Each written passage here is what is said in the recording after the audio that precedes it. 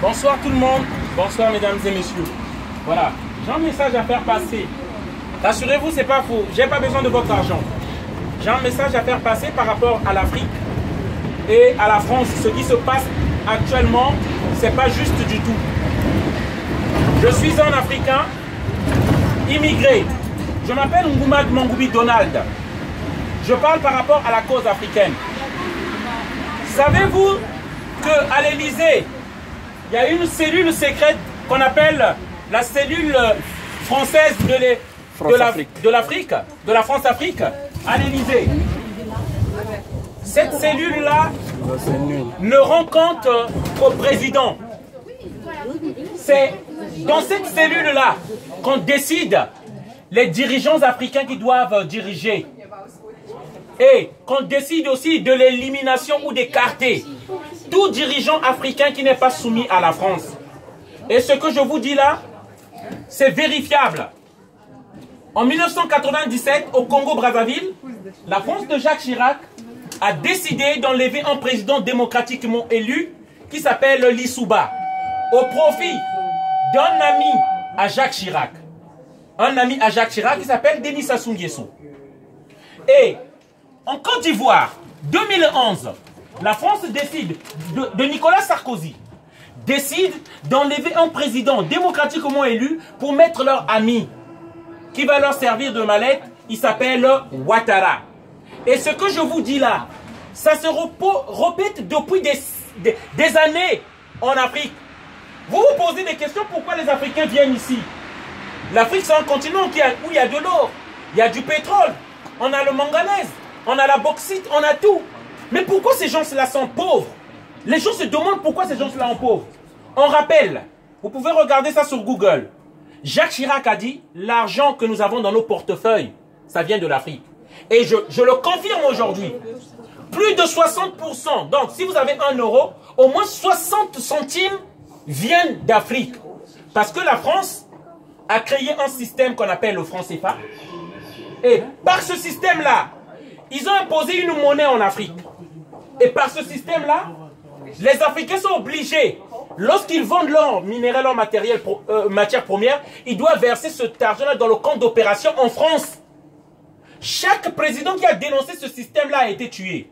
Vous avez sûrement entendu parler de Thomas Sankara. Il a été tué par la France de Mitterrand. Vous avez sûrement entendu parler de Barthélemy Boganda, tué par la France du général de Gaulle. Vous avez entendu sûrement parler de Sylvanus Olympio du Togo, tué par la France de Gaulle. Donc, on a tué tous nos leaders patriotes, ceux qui ont voulu faire développer l'Afrique. Et c'est ce message-là que je veux faire passer ici. Regardez par exemple, je ne sais pas,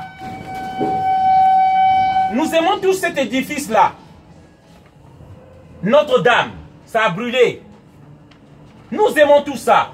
Parce que c'est un monument historique depuis les années 1200, au XIIe siècle. Et en 24 heures, je dis bien, on a récolté 800 millions d'euros. En 24 heures. En Afrique et au Yémen, où il y a la pauvreté, où le système de la France tue les enfants, affame les enfants, il n'y a rien, personne ne veut donner de l'argent, rien. Pour sauver ces gens-là, sommes-nous encore humains? Est-ce qu'on est encore des humains? C'est ça la réalité. Donc, en 24 heures, les millionnaires qui pillent l'Afrique, ils ont donné 800 millions d'euros. Allez-y vérifier ce que je vous dis là. 800 millions d'euros. Mais pendant des années, les Africains meurent de faim. Au Yémen, on a vendu les armes françaises qui tuent les gens. Et il n'y a rien. Voilà dans le monde où nous sommes. Notre monde d'aujourd'hui. Et on se demande encore si nous sommes encore des humains. Voilà la réalité. Et nous sommes là pour dénoncer cela. Pour dire que redevenons humains. Mettons l'homme au centre des préoccupations. Voilà. L'homme est plus important que tout. L'homme est plus important que l'argent. L'homme est plus important que l'or. C'est de ça qu'il s'agit. Merci plus important que les cathédrales. De nous avoir écoutés. L'homme est plus important que les cathédrales. Parce que, je vous prends même une parole de la Bible. On dit, avant d'aimer Dieu, Aime déjà ton prochain qui est en face de toi, qui te ressemble. C'est ce que dit la Bible.